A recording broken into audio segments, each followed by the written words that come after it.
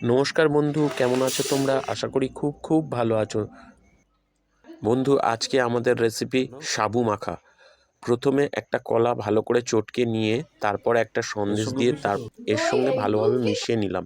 এরপর আগে থেকে ভিজিয়ে রাখা সাবুগুলো দিয়ে এর মধ্যে ভালো করে মেশাতে থাকলাম। সাবুগুলো আমরা 2-3 ঘন্টা আগে ভিজিয়ে রেখেছিলাম।